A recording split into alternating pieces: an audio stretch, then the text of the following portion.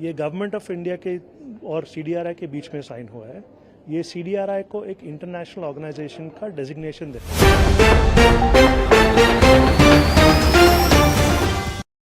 हाल ही में union cabinet ने government of India और the coalition of disaster resilient infrastructure के बीच हेडक्वार्टर्स एग्रीमेंट की पुष्टि के लिए अपनी मंजूरी दे दी है।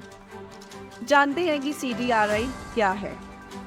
CDRI national governments, United Nations agencies, multilateral development banks, private sector and academic और नॉलेज इंस्टीट्यूशंस की एक ग्लोबल पार्टनरशिप है जो क्लाइमेट और डिजास्टर रिस्क के लिए इंफ्रास्ट्रक्चर सिस्टम्स की लचीलेपन को बढ़ावा देने पर काम करती है।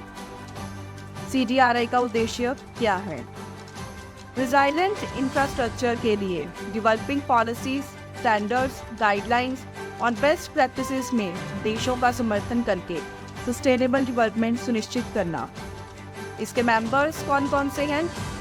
इसकी स्थापना के बाद से 31 देश, 6 अंतर्राष्ट्रीय संगठन और 2 निजी क्षेत्र के संगठन सदस्य के रूप में CDRI में शामिल हो गए हैं। 6 अंतर्राष्ट्रीय संगठन कौन से हैं?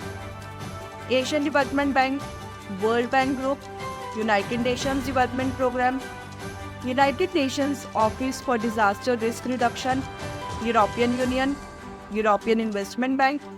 मुख्यालय को अनुमोदित करने के नाम। मुख्यालय को अनुमोदित करने से UN privileges and immunities act 1947 के सेक्शन 3 के तहत CDRI को एग्जेम्पशंस, इम्यूनिटीज और प्रिविलेजेस प्रदान करने में सुविधा होगी। ये CDRI को एक अंतर्राष्ट्रीय संगठन के रूप में प्रभावी ढंग से काम करने और अपने उद्देश्यों को आगे बढ़ने में एनी इंटरनेशनल एंटिटीज के साथ सहयोग करने में सक्षम बनेगा। इससे CDRI के founding member and host country देश के रूप में भारत की क्रेडिबिलिटी एंड विजिबिलिटी भी बढ़ेगी। CDRI का भारत के लिए क्या महत्व है?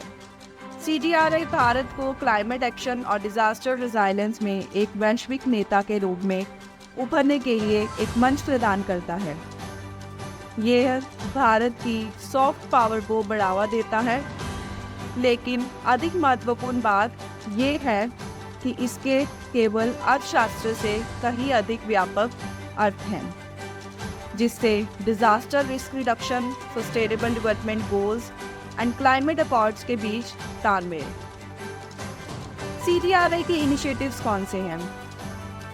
Infrastructure for resilient island states.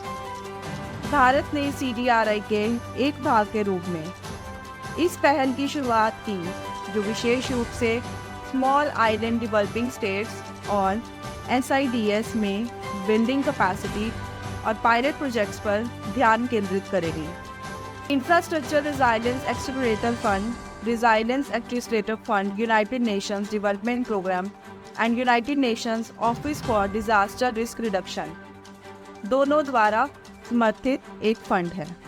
ये एक ट्रस्ट फंड है जिसे UN multi partner trust fund office UN MPTFO द्वारा प्रबंधित किया जाएगा, ताकि डेवलपिंग कंट्रीज और SIDS पर विशेष ध्यान देने के साथ आपदाओं का सामना करने के लिए बुनियादी ढांचे प्रणालियों की क्षमता में सुधार करने में मदद मिल सके।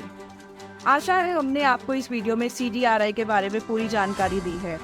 अगर आपके मन में इसके अलावा कोई और सवाल है तो आप कमेंट सेक्शन में पूछ सकते हैं। धन्यवाद।